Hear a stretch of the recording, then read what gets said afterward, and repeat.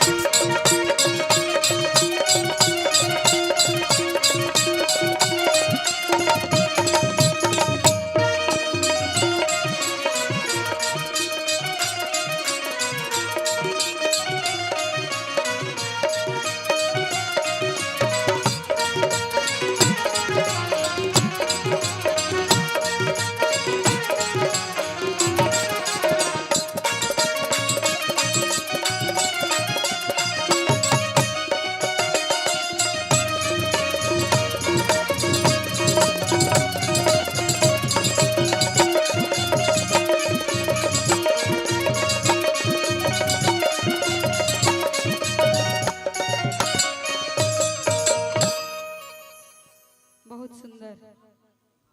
सुंदर विवाद पर तो पूरा यूट्यूबर वाले विवाद वाला कोनो कमेंट होला ना, यूट्यूबर वाले एकदम खड़ा होके एकदम जूम करके वीडियो बनावे ला लो।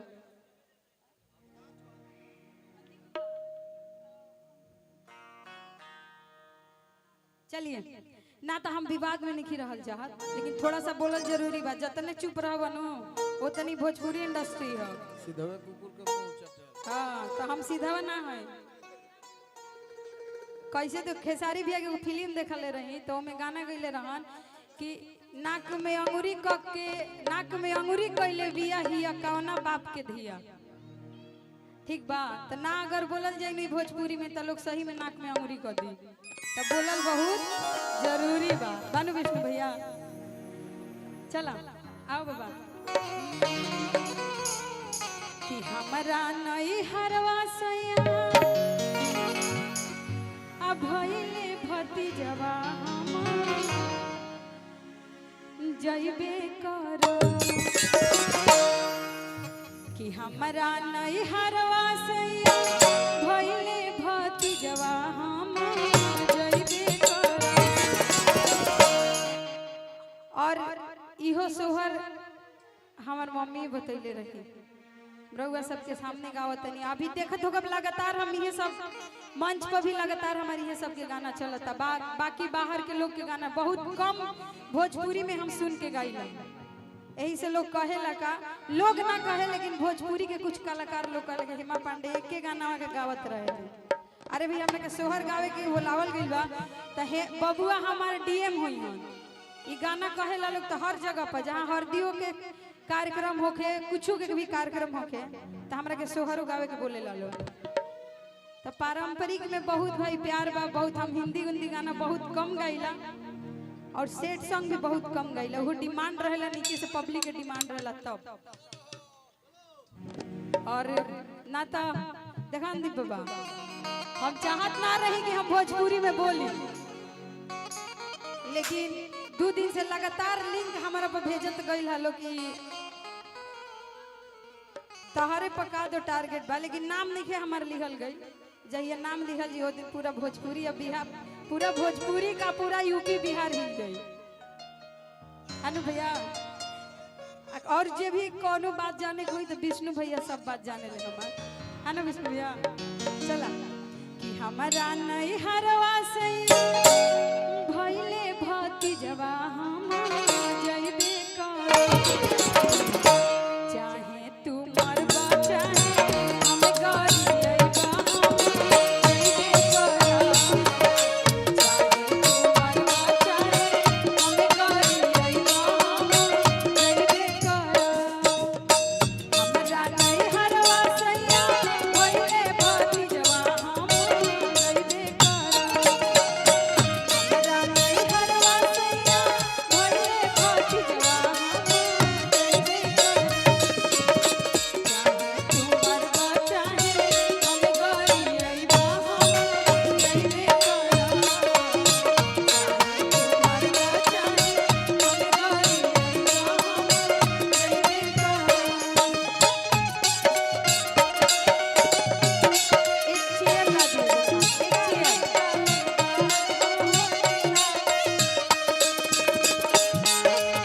रोशन भैया, रोशन भैया अगर आवाज जा रही है हमारी तो चेयर।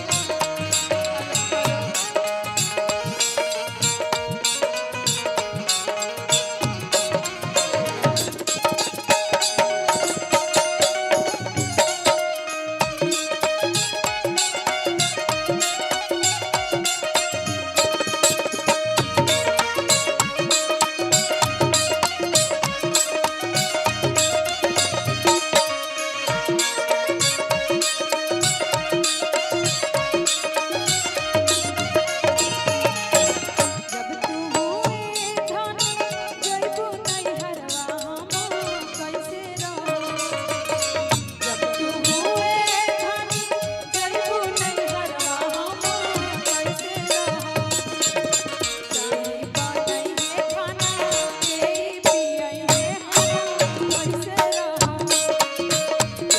बनइहे खाना केई पियइहे हम कैसे रहो।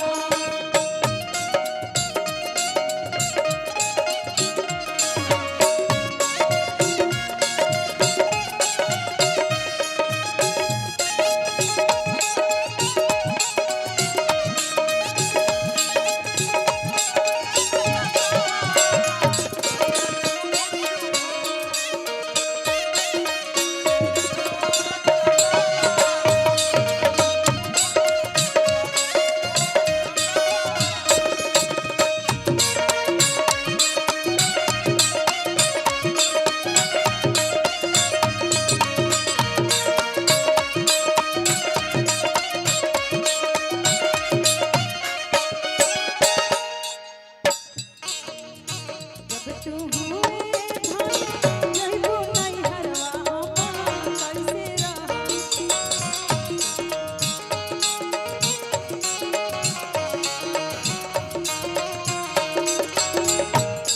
देखिए एकरा बाद मेहरारू के रिप्लाई रहता। हस्बैंड बोलते अपनी वाइफ से कि जब आप चली जाइएगा मायके, मतलब कि तार भतीजा भइल तू जब चल ही जीबू नहीं है तो हमारा के बनाई खियाई के। भोजपुरी समझ में आ रहा है? तो देखिए रिप्लाई रहता है उनका,